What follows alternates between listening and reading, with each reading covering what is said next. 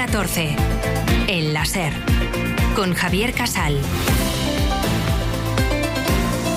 2:30, 1:30 en Canarias. Es la primera vez que 3 pelis españolas optan a la Palma de Oro en el Festival de Cannes. ¿Me quito el albornoz? Cuando quieras. Está todo casi listo. Vale. ¿Y qué tengo que hacer? ¿Qué significa lo del culto? Directora de culto. ¿Perteneces a alguna secta?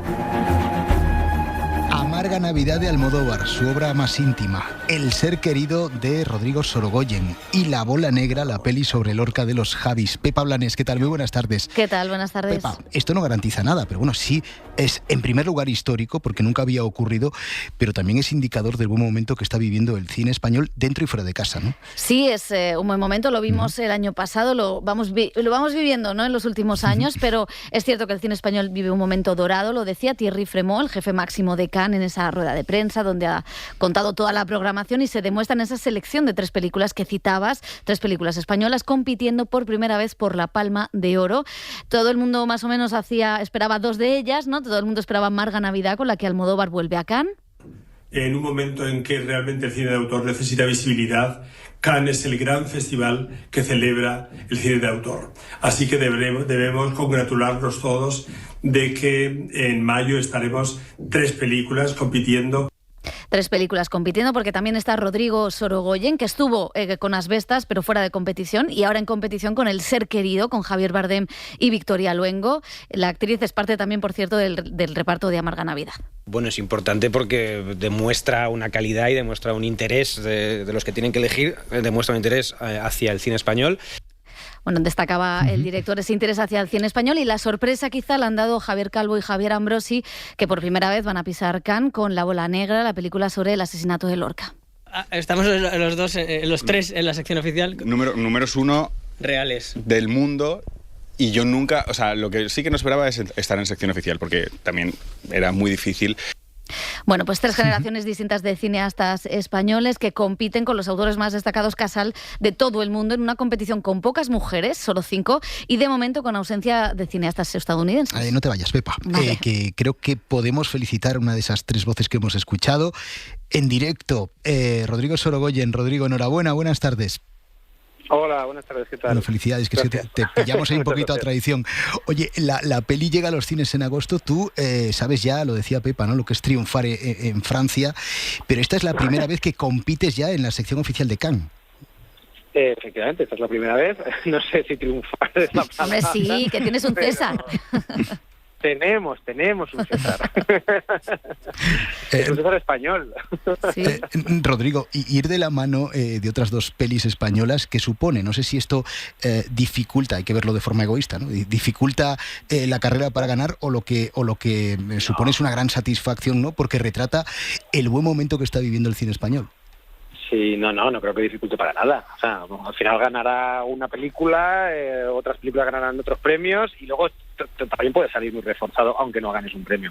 Entonces creo que no, vamos, es al revés, es un motivo de orgullo, y sobre todo un día como hoy es para celebrarlo, un motivo de satisfacción y de orgullo que haya 3 películas, como dices, españolas, es histórico, y bueno, lo que estamos diciendo todo el rato, que no tampoco vamos a cansar aquí a la gente con el mismo mensaje, pero hay que estar muy orgullosos de nuestro cine, yo creo. Claro, yo Rodrigo, para que te hagas una idea, en la radio siempre digo que Cannes es como la Champions League, que me hagan caso, que esto es importante, ¿no? No sé si de alguna manera te gustaría que se viviera como se vive, ¿no?, con esa pasión, y que haya ese apoyo también al cine español, sobre todo en este momento con esas 3 películas. Que se viviera como se vive la Champions League. Sí, claro.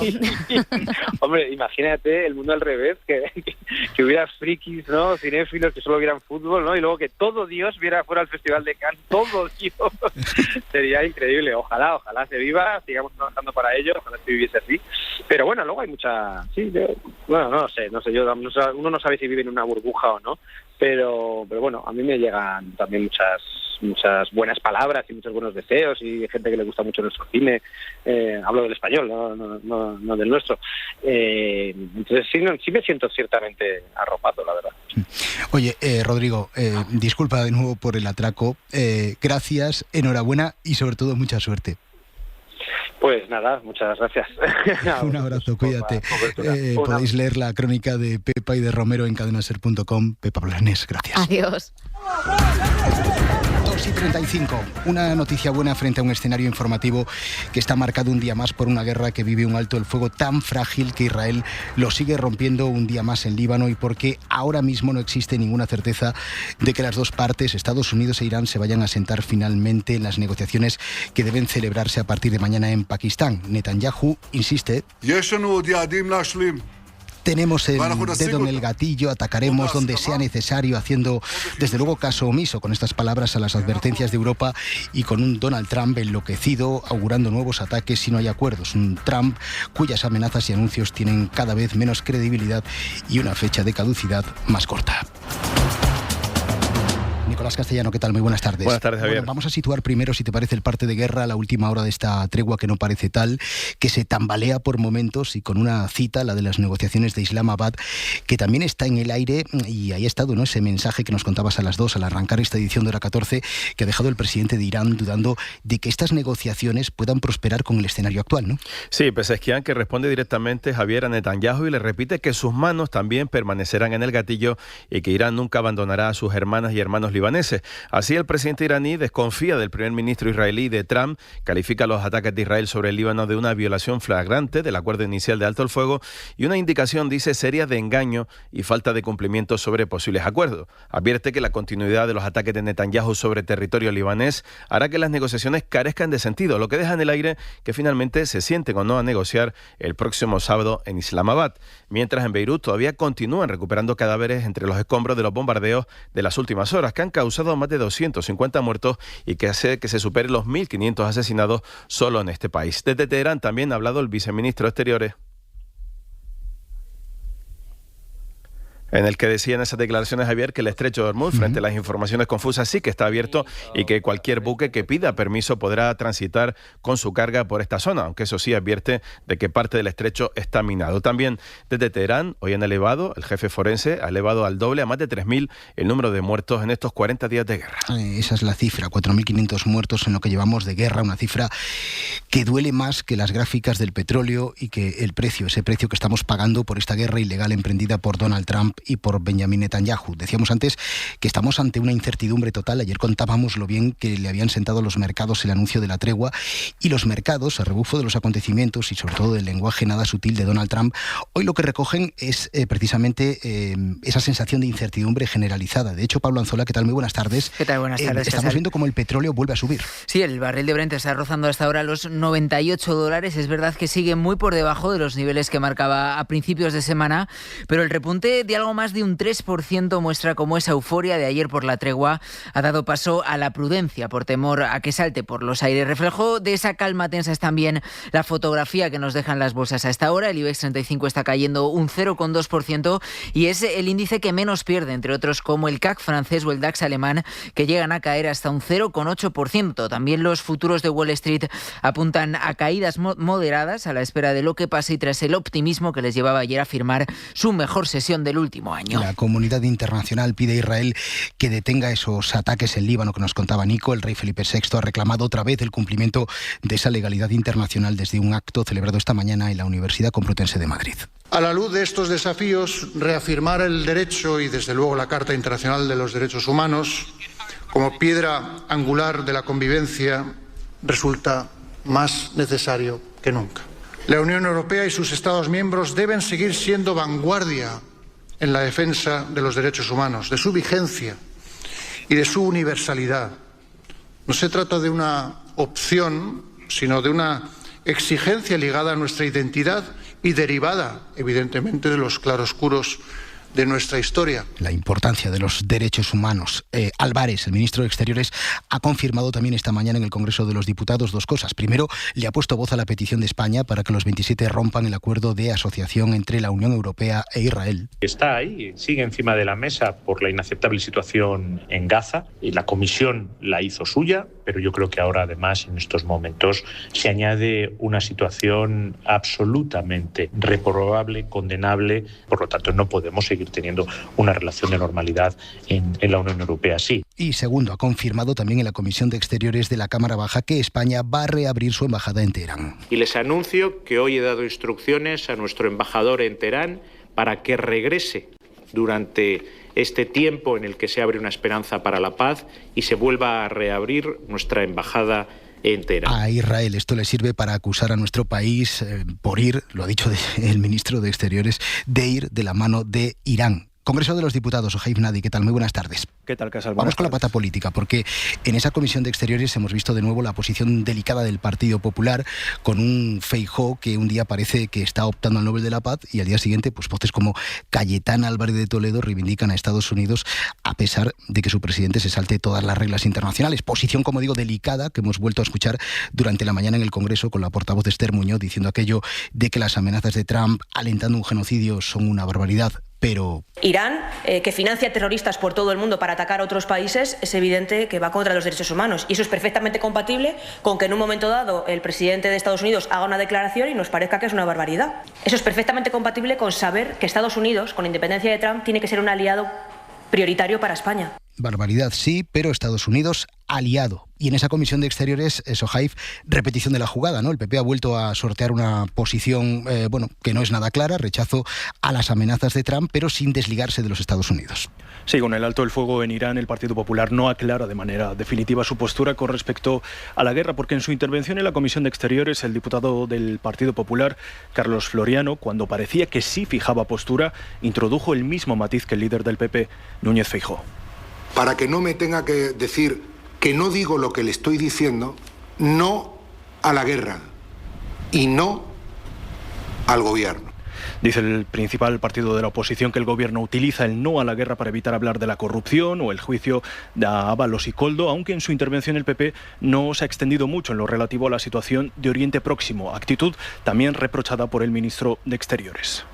Ha dedicado escasamente 40 segundos a hablar de la mayor crisis mundial de este siglo y la mayor crisis en Oriente Medio desde la Guerra del Golfo.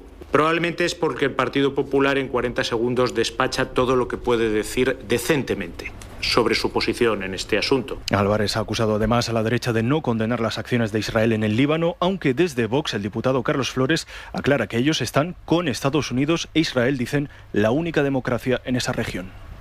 Señorías, en tiempos de paz es conveniente elegir amigos. Es conveniente elegir amigos, socios y aliados. La extrema derecha también le ha reprochado al Ejecutivo la decisión de reabrir la embajada en Irán, cuando en Israel, dicen, mantiene vacante el puesto de jefatura diplomática. Todo esto ha ocurrido en esta Comisión de Exteriores, marcada por la actualidad en Oriente, donde el Partido Popular ha desechado la oportunidad, una vez más, para decir claramente si apoya o no la guerra de Estados Unidos e Israel en el Golfo. Gracias, Ojaib. A Álvarez le han preguntado por esa información que ha avanzado esta mañana el Wall Street Journal, que asegura que la administración de los Estados Unidos se plantea como castigo a España la retirada de sus efectivos de las bases españolas de Rota y de Morón. Álvarez le quita bastante hierro a esta posibilidad, que responde, recordemos, a la negativa de España a que Trump use esas bases para la guerra de Irán. Tenemos contactos en relación a esas bases de manera permanente, distintos canales, absolutamente nada. Todo funciona con absoluta normalidad. Y aunque las palabras de Trump, insisto, tienen la credibilidad que tienen, nosotros nos hemos preguntado si esa amenaza es o no viable. Hora 14.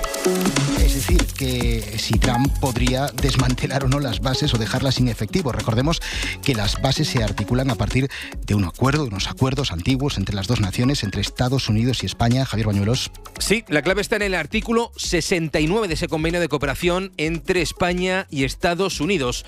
Este acuerdo se prorroga de forma automática cada año, salvo que alguna de las dos partes notifique lo contrario, al menos 6 meses antes de esa renovación.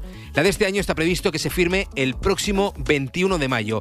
Si antes de esa firma Trump quiere romper el acuerdo, algo que oficialmente no está ahora mismo sobre la mesa, podría hacerlo, pero primero debería abrir un periodo de negociación con España para resolver las diferencias, y ese paso no se ha dado, según nos confirman desde el Ministerio de Defensa.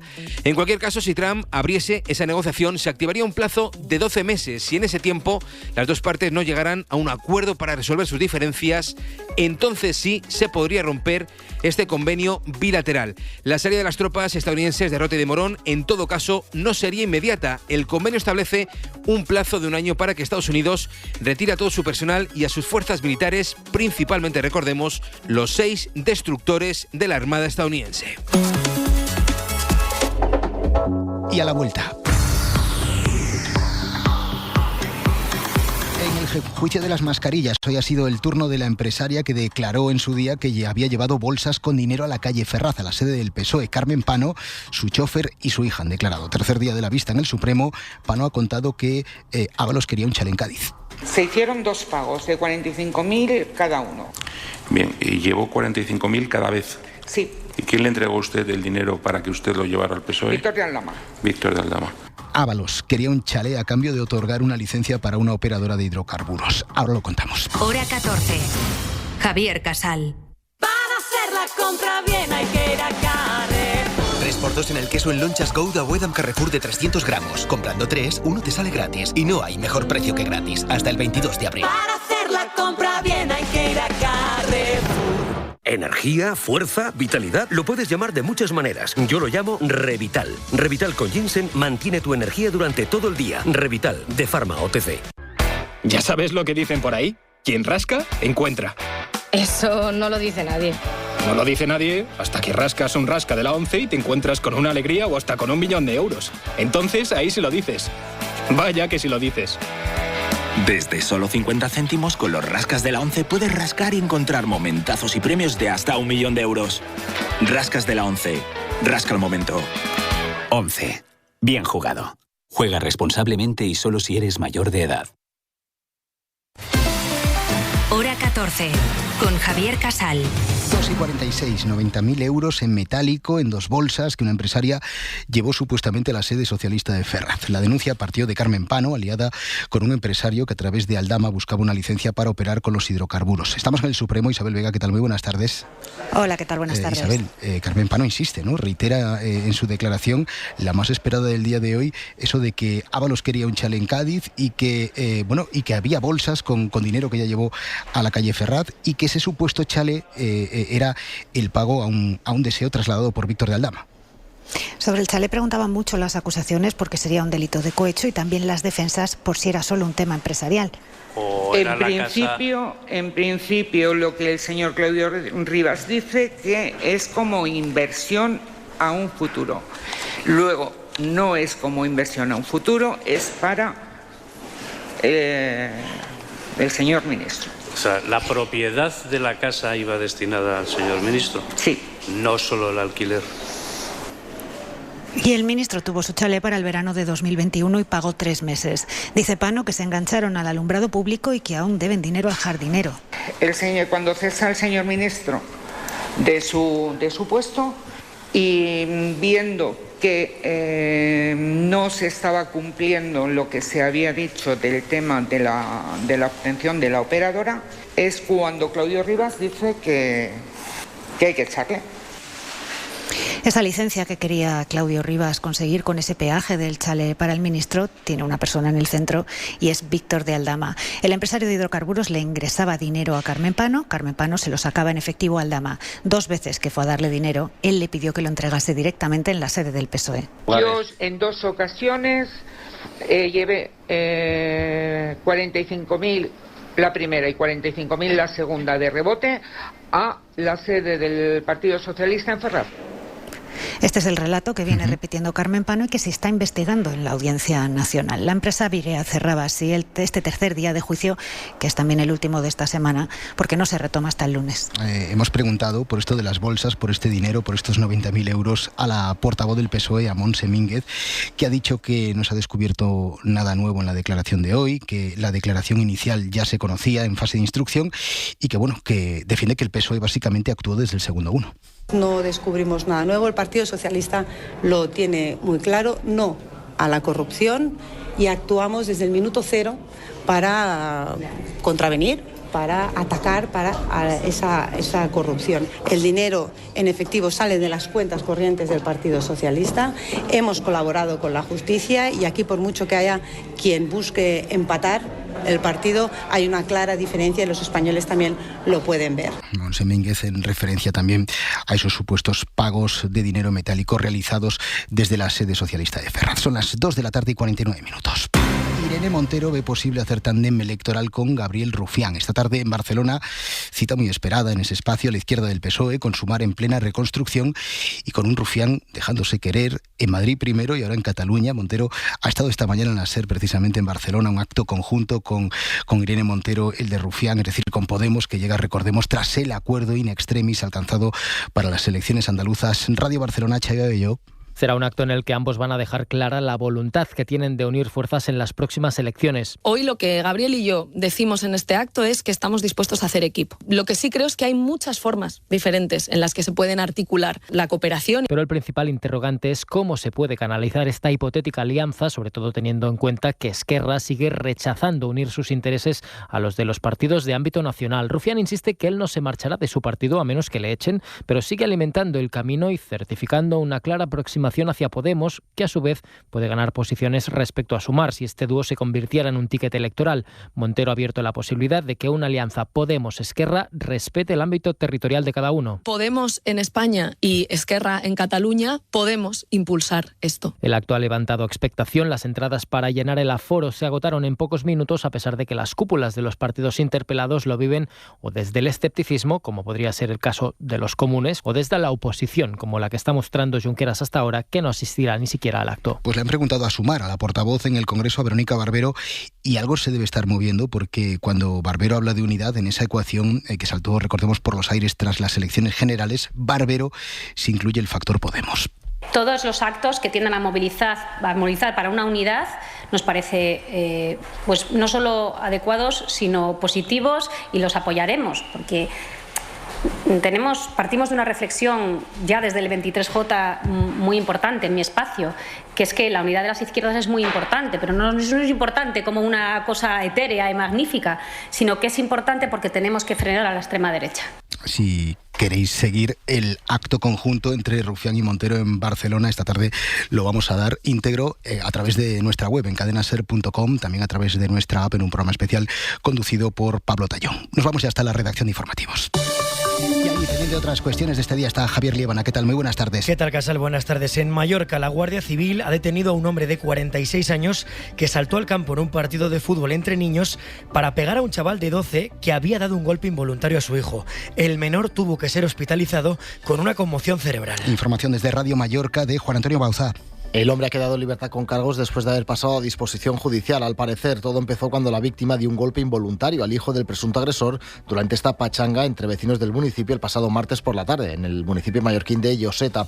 El niño, según cuenta el diario Última Hora, fue ingresado en el hospital de Inca y evoluciona ya favorablemente de las heridas. Además, la Comisión Nacional del Mercado de Valores ha apuntado a que un 10% de los influencers financieros incumplen las recomendaciones de inversión o podrían estar prestando asesoramiento sin tener licencia para ello. Lo que ha hecho la CNMV es revisar por segunda vez la actividad en redes de estos influencers para comprobar que cumplen tanto con las recomendaciones europeas como con la obligación de no asesorar sobre la compra de criptoactivos o determinadas inversiones sin tener autorización para hacerlo.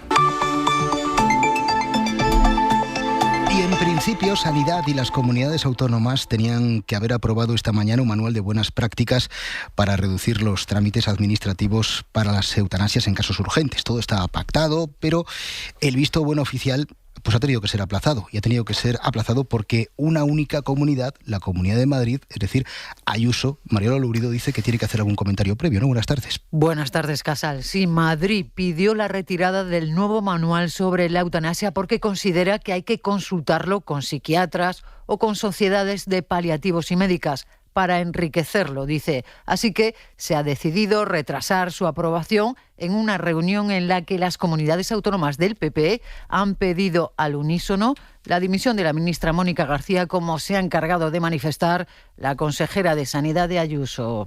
Que dimita por y con dignidad antes de que la cesen por presiones externas. Será recordada como la ministra que ha traicionado a sus compañeros y que ha producido la peor huelga indefinida de médicos que ha visto España.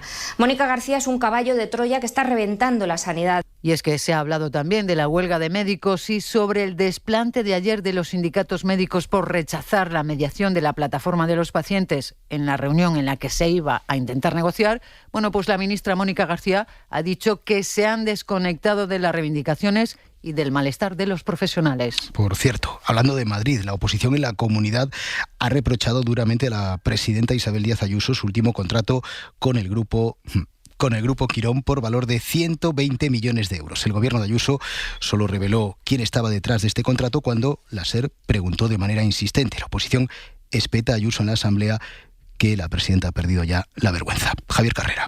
Esos 120 millones aprobados ayer para gestionar un laboratorio son los últimos, un contrato a 6 años que, por cierto, antes tenía Rivera Salud, pero es que la lista empieza a ser larga, así que los socialistas han aprovechado para recordar todas las relaciones de la presidenta o su entorno con el Grupo Quirón. Juan Carlos González, el socio de su novio, encarcelado en Miami. Fernando Camino, el que cerró un restaurante en León para cenar con usted, se le diera 1.390 millones de euros. Como los 70 millones también que ha decidido perdonar. Es la portavoz del PSOE, Mar Espinar. Algún caso está ya en los juzgados, otros como los 70 millones presuntamente perdonados en el Tribunal de Cuentas, pero para Ayuso todo es normal. No se perdona nada y cada actividad se factura. El socio del novio de Ayuso, pero si es administrador único, que trabajan ustedes menos que mis Asturias. La presidenta que, como casi siempre que se cuestiona su gestión, sacaba para defenderse el comodín de los ataques al gobierno central. Y a la vuelta, no importa si eres de derechas o de izquierdas, si eres propietario o inquilino, la preocupación por la vivienda es transversal. Funcionan siempre like a Bosch. Cocina integrada, calidad probada. Like a Bosch. El tiempo pasa, calidad que arrasa. Y tu cocina está integrada. Consigue hasta 1.000 euros de reembolso en tu cocina integrada. Calidad pensada para durar. Bosch. Podría ser de tu taller, pero soy spam. A ver si va a ser tu madre, pero soy spam. No vaya a ser importante, pero soy spam. Esperabas tu paquete, pero soy spam. ¿Cuántas veces lo cogiste, pero era spam? Somos el único operador que identifica las llamadas spam y te da la opción de bloquearlas para siempre. Movistar, la red más segura. Hipercor te regala un 20% en tus compras de alimentación, droguería y perfumería superiores a 80 euros hasta el 12 de abril. Sí, hasta el 12 de abril te regalan un 20%. ¿Solo en Hipercor? Consulta condiciones. ¿Qué necesitas hoy? En tienda web y app. Hora 14. El láser. Con Javier Casal. El problema de la vivienda, que no entiende ni de edades ni de ideologías, el 96% de los españoles lo ve como un problema grave e incluso como una emergencia social. Jordi Fábrega, ¿qué tal? Muy buenas tardes. Buenas tardes. Es lo que dice una encuesta que publica una organización que se dedica a la investigación social y política, Morin Commons, a partir de 5.700 encuestas hechas hace un mes en España. Y de las conclusiones se concluye que hay una opinión compartida de que el problema de la vivienda es un problema grave o incluso una emergencia social. Lo piensan el 96% de los propietarios, el 96% de los inquilinos y el 91% de los caseros. Y lo piensan también más del 90% de los votantes de Podemos, de Sumar, del PSOE, pero también más del 90% de los votantes del PP y de Vox. También hay coincidencia en que el Estado tiene que intervenir en el mercado de la vivienda. Lo piensan más del 50% de todos los grupos, aunque luego sí que hay algunas diferencias a la hora de identificar cuál es la causa del problema, que para los votantes de derechas está en el Gobierno central. Gracias, Jordi. Al cierre de esta hora 14, 3 fotógrafos españoles están entre los galardonados en el World Press Photo. Son los premios de fotoperiodismo más prestigiosos del mundo, que este año han pivotado sobre imágenes de la guerra, pero también de la emergencia climática. Raquel García. Se puede fotografiar con teleobjetivo o hacerlo desde primera línea. Lo cierto es que siempre me ha interesado acompañar a los servicios de extinción, a los bomberos, pero sobre todo también acompañar a las personas de las aldeas, personas en muchos casos con edad avanzada, ¿no?, que sufren estas emergencias, y me ha ayudado a comprender, ¿no?, de la relación que hay entre los incendios forestales en Galicia y el abandono del medio rural. Es Bryce Lorenzo, fotoperiodista orensano, galardonado con el World Press Photo por sus espectaculares imágenes de los incendios que asolaron Galicia el año pasado. Junto a él, Luis Tato por su reportaje de las protestas de la generación Z en Madagascar y Diego Ibarra Sánchez por su trabajo sobre los efectos de la guerra en la educación de los niños. El prestigioso premio de fotografía también ha distinguido imágenes de las durísimas detenciones del ICE y conflictos como Ucrania y Palestina. Ha dicho la presidenta del jurado que vivimos un momento crítico para la verdad y la democracia, democracia, para saber qué es lo que queremos señalar como sociedad o qué es lo que queremos ignorar. La foto del año se conocerá en 2 semanas. Nos marchamos. Esta noche tenemos Europa League por ser más y Hora 25 recupera su formato habitual. Nosotros regresamos mañana desde las 2, la 1 en Canarias. Hora 14. Suscríbete ya en la app de la SER, en nuestra web o búscanos en tu plataforma de audio favorita.